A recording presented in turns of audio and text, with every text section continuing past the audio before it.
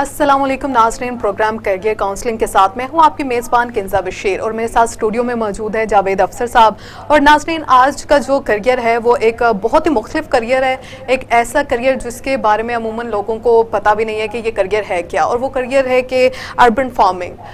Actually urban farming है क्या, ये मैं पूछूंगी जावेद अफसर साहब से। जावेद साहब बताइएगा कि अर्बन फार्मिंग है कहाँ, क्या चीज़ है अर्बन फार्मिंग, और लोगों में इसकी अभी तक कितनी मालूमात है लोगों तक? लोगों में मालूमात का जहाँ तक ताल्लुक है तो ये एक नया प्रोफेशन है जी, एक नया कैरियर है जिसके बारे में अभी तक बाकी दुनिया में तो बहुत ज़्यादा आगाही हो चुकी है, लेकिन हमारे यहाँ पाकिस्तान में इसके बारे में बहुत कम लोगों को मालूम है।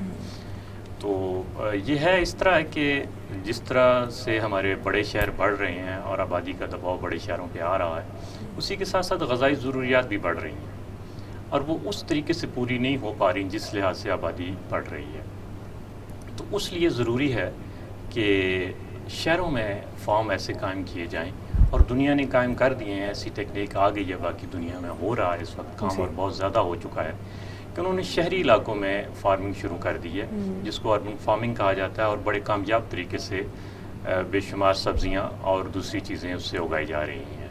ये बुनियादी तौर पर ये एक चीज़, इसको अर्बन फार्मिंग ये कहा जाता है कि वो सब्ज़ियाँ और वो फल या वो चीज़ें कि जो हमें खेतों से मुयस्सर होती थी और शहरों से बाहर से मंगवानी पड़ती हैं, वो हम शहरों के अंदर ही काश्त कर सकें। जी। अच्छा सर, बताइएगा कि ये बतौर करियर जो उनसा लेकर चल सकते हैं, या फिर ऐसे ही बागबानी के तौर पर स्टूडेंट्स जो उनसे इसको वो कर लेते हैं, रख लेते हैं साइड पे, मतलब एज अ करियर चूज़ करते रहते हैं, अपनी लेन में लेकर चलते रहते हैं, या फिर बीच में छोड़ देते हैं? ये बात आपकी ठीक है कि क्या ये बागबानी की तरह एक हॉबी है कि वक्त कभी मिला तो कर लिया, वक्त ना मिला तो ना किया, ऐसी मशगले के तौर पे भी रख लेते हैं?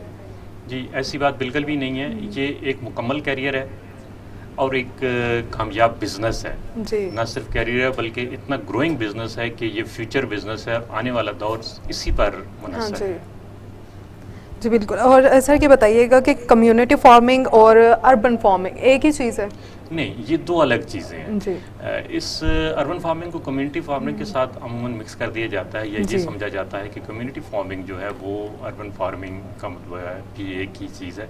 कम्युनिटी फार्मिंग ये होती है कि अगर आप किसी कम्युनिटी में रह रहे हैं तो आप उस कम्युनिटी में आपके पास जो लॉन होते हैं या आपके पास जो स्पेस होती है हर घर की, उसको आप यूटिलाइज़ करते हैं और बार्टर सिस्टम के तहत अपनी कम्युनिटी को इन्वॉल्व करते हैं उसमें, और उस कम्युनिटी में आप जो चीज़ें काश्त करते हैं वो एक दूसरे के साथ आप बांट लेते हैं या उनकी आप तिजारत करते हैं या एक दूसरे को उससे फ़ायदे मिलते हैं। उसमें आपका सबसे बड़ा सोशल गैदरिंग फ़ायदा होता है कि सोशल गैदरिंग हो जाती है आपके एक दूसरे से ताल्लुक़ अच्छे होते हैं और आपकी वो जो कम्युनिटी है वो स्ट्रॉन्ग होती है, उसका बड़ा। लेकिन जो अर्बन फार्मिंग है इसका उसके साथ कोई ताल्लुक़ नहीं है।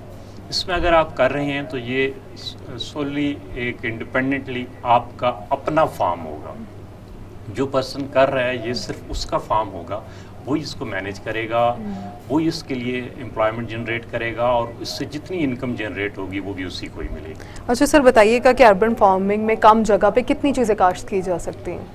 ये आपकी उस टेक्निक पे डिपेंड करता है कि आपने कौन सी टेक्निक इस्तेमाल की है और उसके लिए आप कौन सी जो सब्जियां हैं, फल हैं या फूल हैं, उनमें से किस चीज़ का इंतखाब करते हैं। तो उस लिहाज से होता है कि इसमें ये नहीं मखसूस कोई ये नहीं होता है कि आप यही कर सकते हैं। बेशुमार ऐसी कुछ फल और सब्जियां ऐसी होती हैं जिन्हें सनलाइट ज़्यादा चाहिए होती है, धूप की रोशनी, और कुछ ऐसे पौधे होते हैं जो उनसे सिर्फ सनलाइट ना भी हो उसमें भी चल जाते हैं। तो जो लोग अपने घर में करते हैं, सनलाइट इतनी नहीं पहुंचती है, उसमें कौन सी चीज़ें होती हैं, और जो सनलाइट में की जाती हैं उन दोनों में कितनी जो सी हैं, मतलब डिफरेंट चीज़ें हैं काश्त कर सकते हैं? हाँ, मैं आपको बताता हूँ। इसमें होता ये है कि ये जो बात आप कर रहे हैं सनलाइट वाली, ये इन सारे पौधों के लिए या इन सारी जो आप फसलें कह लें इनके लिए लाइट बहुत ज़्यादा ज़रूरी है।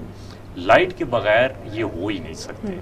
तो ये कहना कि बग़ैर लाइट के आप इन्हें उगा लेंगे या किसी ऐसी जगह पे उगा लेंगे, वो नहीं होता। उसकी टेक्निक्स हैं, दो तरीके हैं, या तो ये इंडोर होगा या ये आउटडोर होगा। इंडोर होगा तो उसके लिए आपको सनलाइट चाहिए होगी। सनलाइट का आप इस्तेमाल करते हुए आप इसको करेंगे।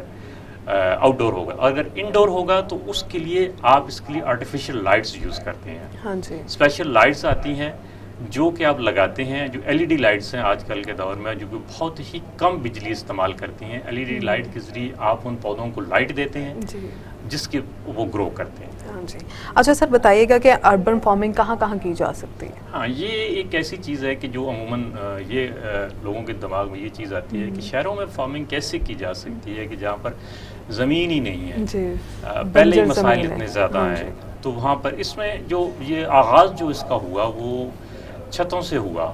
جتنی بھی ہماری بلڈنگز ہیں ہمارے شہروں میں، جو ہمارے پاس مسائل ہیں وہ یہ ہیں کہ زمین نہیں رہی، زمین کم ہو گئی ہے، زمین کی دستیابی ہمارے لیے ایک مسئلہ بن گئی ہے۔ لیکن اگر دیکھا جائے تو زمین اپنی جگہ پر موجود ہے، ہم نے اس کے اوپر اسٹرکچر کھڑے کر دیے ہیں، لیکن اس اسٹرکچر کے جو اینڈ ہوتا ہے، جو اس کی چھت ہوتی ہے، وہ خالی ہوتی ہے ہر صورت میں۔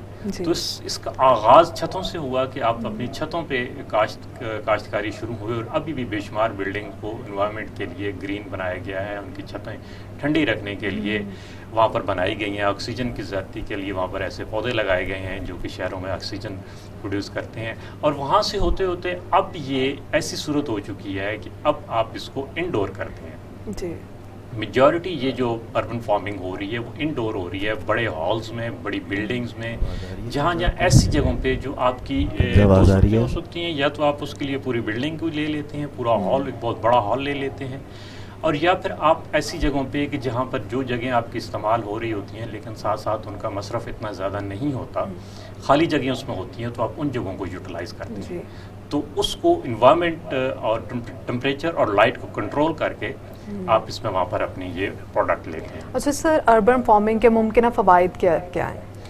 اس کے جو فوائد ہیں وہ تو بے شمار ہیں اور بے انتہا ہیں۔ سب سے بڑا فائدہ تو آپ کو یہ ملتا ہے کہ آپ کو تازہ سبزیاں کم وقت میں اور بہتر قیمت پہ آپ کو مل جاتی ہیں۔ جب ہم اپنے فارمرز پہ انحصار کر رہے ہیں ابھی، اس کے لیے بڑے شہروں کا مسئلہ یہ ہے کہ شہر بہت زیادہ پھیل گئے ہیں، بہت بڑے ہو گئے ہیں، اور سبزیاں اور آپ کے کھانے کی جتنی بھی پروڈکٹس ہیں وہ دوسرے شہروں سے آتی ہیں اور دور سے آتی ہیں، اور آنے کے لیے جو فاصلہ طے کرنا پڑتا ہے اس پہ بہت زیادہ پیسے خرچ ہوتے ہیں۔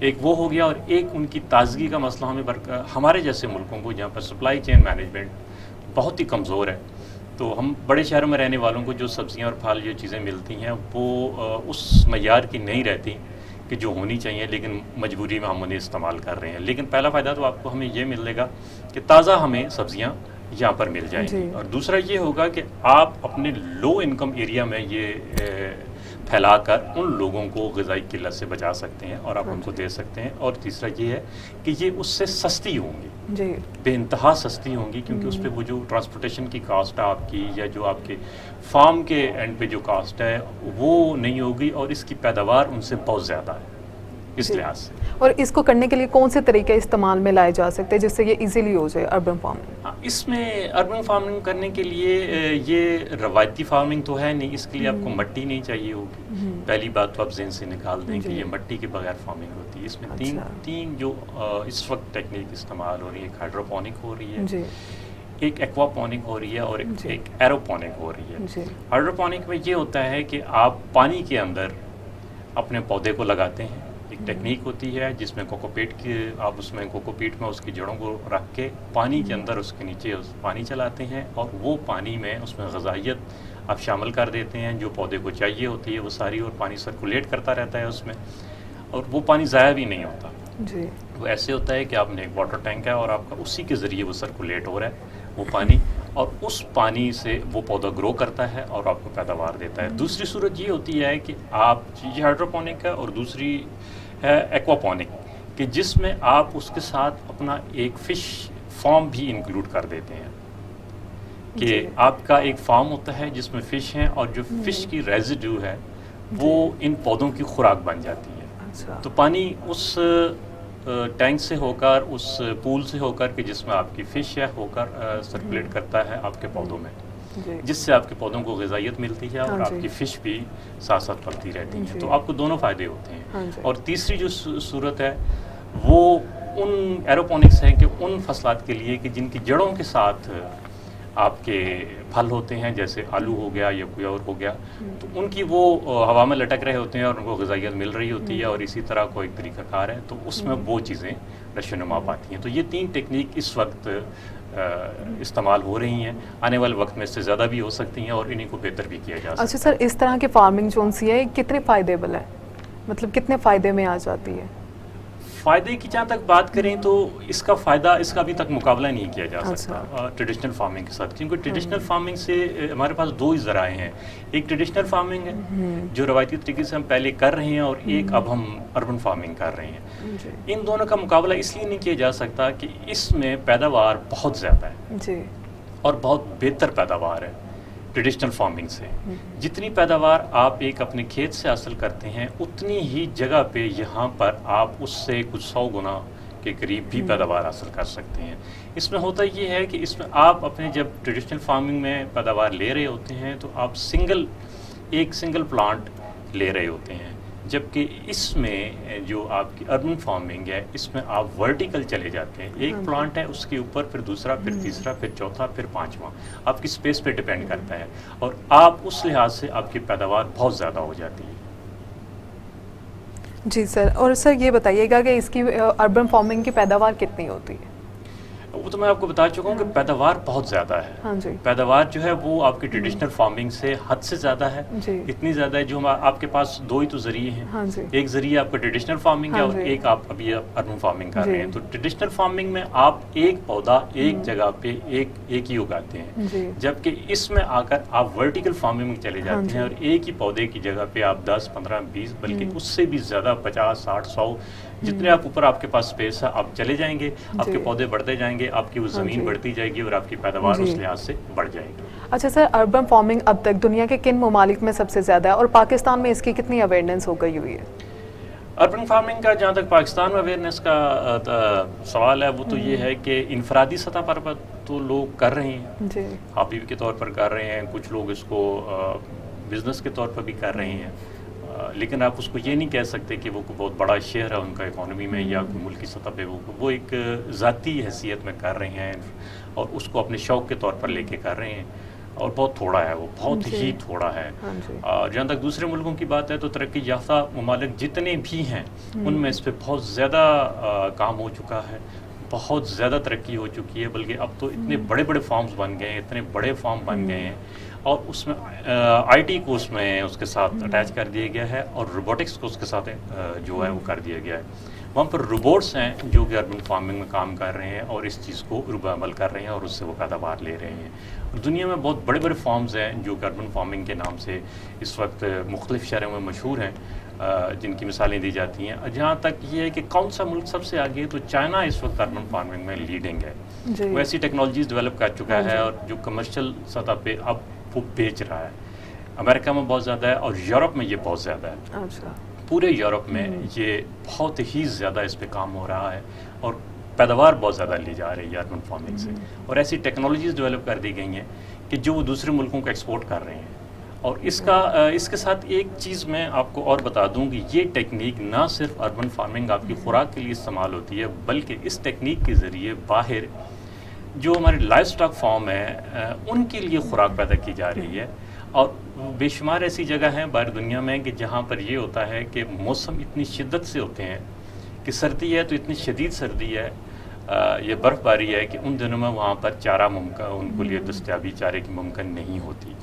تو ان لوگوں کے لیے، یہ ان فارمز کے لیے اور ان کے جانوروں کے لیے ایسا سسٹم ڈیولپ کر دیا گیا ہے کہ جس لائک ایک اسمال کنٹینر، آپ یہ سمجھ لیں کہ جیسے کنٹینر ہوتا ہے 20 فٹ کا 22 فٹ کا، اتنا کنٹینر جو ہے وہ 50 سے 60 اینیمل کے فارم کو فیڈ کر دیتا ہے. اس کنٹینر کے اندر ہی ان کا فوڈر کیک تیار ہوتا ہے، اور وہ فوڈر ان کے جانوروں کو خوراک کے طور پر وہ مل جاتا ہے. اور اس کے لیے ان کو اس زمین کی، اس برف سے ڈھکی ہوئی سطح سے کوئی ان کو مسئلہ نہیں ہوتا، ورنہ اس سے پہلے ان علاقوں میں جانوروں کو ان دنوں میں اس حصے میں رکھنا ناممکن تھا.